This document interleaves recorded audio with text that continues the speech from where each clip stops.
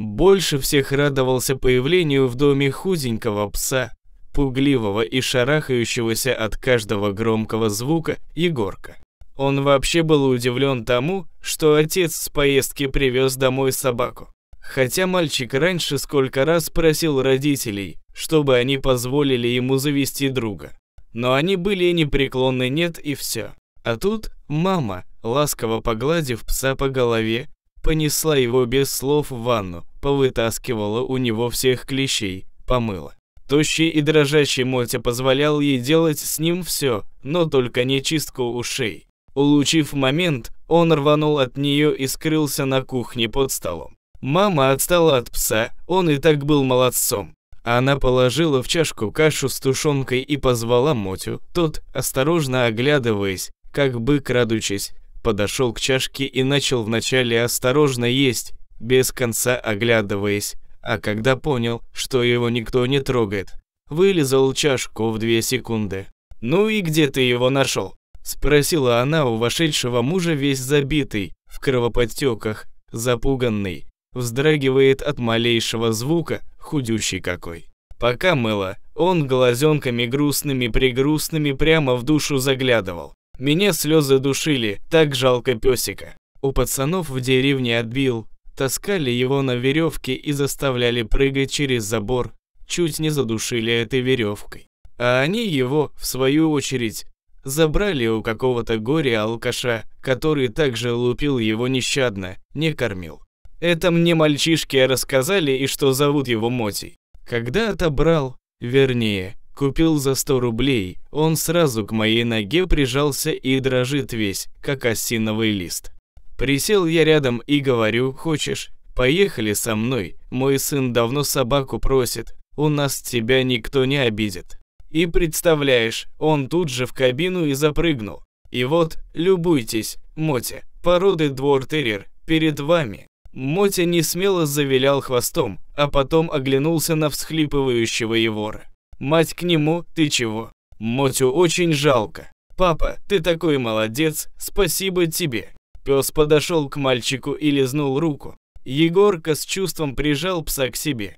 И вот именно в этот момент Мотя, наверное, понял, что теперь его жизнь изменилась окончательно и бесповоротно в лучшую сторону. Потому что он перестал дрожать и уже смело вилял хвостом. На следующий день мама с Егором повели Мотю к ветеринару, он его проверил. Сказал, что есть старые раны, ребра поломаны в 2 местах были, там наросты, они практически зажили. Но кровоподтеки небольшие на теле еще есть. Он сказал, что в целях гигиены необходимо собаке от блох и глистов лекарства дать. Выписал рецепт, вместе с лекарством они купили ему и ошейник. Мотя оказался очень умным, послушным и культурным мальчиком. Но самым главным его достоинством оказался его острый нюх и умение находить любую вещь, куда бы ее ни спрятали. А узнали они опытом случайно. Как-то вечером, когда отец с сыном занимались дрессировкой Моти во дворе, мальчик спрятал за пеньком от дерева лакомства маленькую косточку с магазина, а потом сказал: «Мотя, если хочешь косточку, ищи», и дал ему понюхать руку, в которой он ее держал. Мотя встал в стойку, приподняв одну лапу, обвел двор взглядом и нюхом, и уверенно побежал к пеньку, достал косточку и победоносно принес ее мальчику. Отец похвалил его и сказал: «Молодец, ешь, раз нашел». И тут они обратили внимание на суету, соседская девочка плакала, а ее мама бегала по всему двору. Подошла она и к Егору с отцом и спросила: «Вы не находили маленький кошелечек со связкой ключей, там еще петелька на замочке? Тут, папа, возьми и скажи: Мотя, а ты, случайно, не находил его? Может, поищешь?» Пес глянул на него, потом побежал в сторону девочки, понюхал ее, постоял снова в своей стойке, подняв лапу, как будто его этому учили, и уверенно побежал в сторону двери, ведущую в подвал, и там призывно залаял. Все пошли туда, кошелек лежал за 2 досками. Оказывается, они играли в прятки, и девочка, прячась там, присела, кошелек, видимо, высунулся из кармана и, зацепившись петелькой с замка за гвоздь, торчащий с доски, вывалился, а она и не заметила. Мама девочки тут же вынесла Моте сахарную, небольшую косточку с мясом. «Держи, Мотя, заслужил. Ты прямо настоящая разыскная собака». А потом, через пару месяцев, случилось в их подъезде ограбление. Бедные старики, они были в полном отчаянии.